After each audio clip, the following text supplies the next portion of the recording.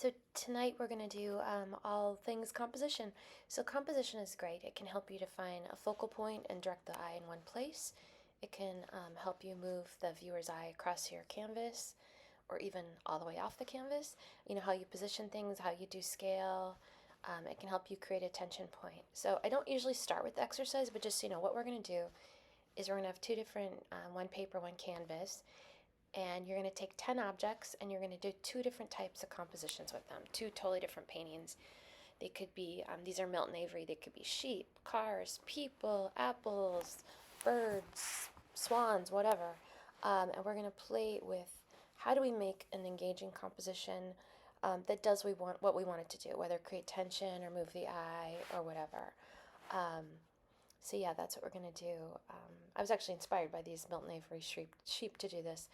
So as you think of that, think about one option is you could do the rule of thirds, which is a very famous composition where you break your canvas into 9 little squares, and wherever the lines intersect is the perfect place to put your main focal image. So for this, see where the sun is? I made a transparency, and exactly where that hits the intersection lines, that's one of the um, organically perfect places to put your focal point. Another thing I was thinking about is look at these multiple paintings of the Good Samaritan story.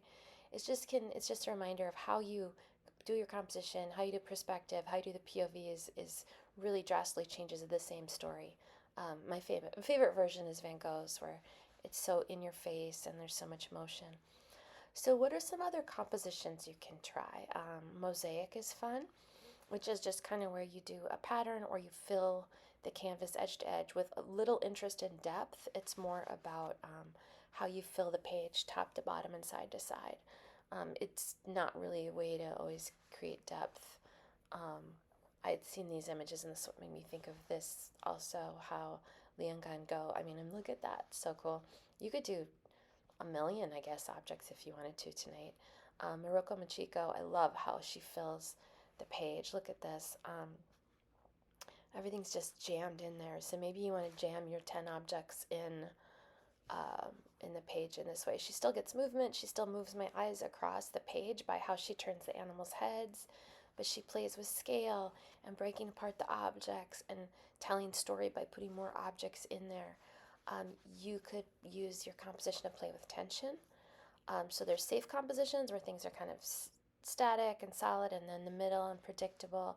And then you could do a more wild composition where things are almost falling off the side of the canvas or just jammed in there, or there's some wild background. I think of George Stubbs in this, like, look at how staid and boring and traditional these horse ones are. They're very typical, but then he does these tensions where the animal's about ready to die, the horse is about ready to encounter the lion. I mean, these are extreme tension points, but your object could be having a crisis. Then there's an adorable tension point where the noses almost meet. In an abstract way, the tension point is obviously these balancing objects, these jutting, pointed forms, aggressive, like where the points meet. That's another kind of tension. There's also the tension in the storytelling where everyone's looking at Pontius Pilate, everybody's looking at John Brown. Um, you could disrupt the POV with your composition by where you put it. Like in this little happy thing, everyone's looking to see, but maybe your POV is aerial and your composition is you're looking down at the world, or maybe things are kind of not of the actual plane. You could really play with the composition in a way that skews. If you look at a traditional nude like this Courbet, or the Delacroix, but there's other ways. If you think of the POV, you could be Lucida Hurtado looking down at the nude. The POV is that, looking behind the nude, or this dramatic, looking over at the scene.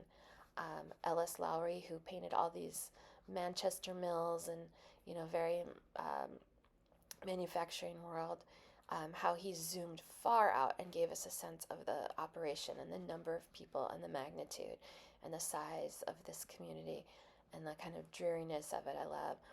Catherine Bradford, her POV is she's often aerial. She's often looking down at a world, looking down at a scene. So maybe you're going to paint your 10 objects from above.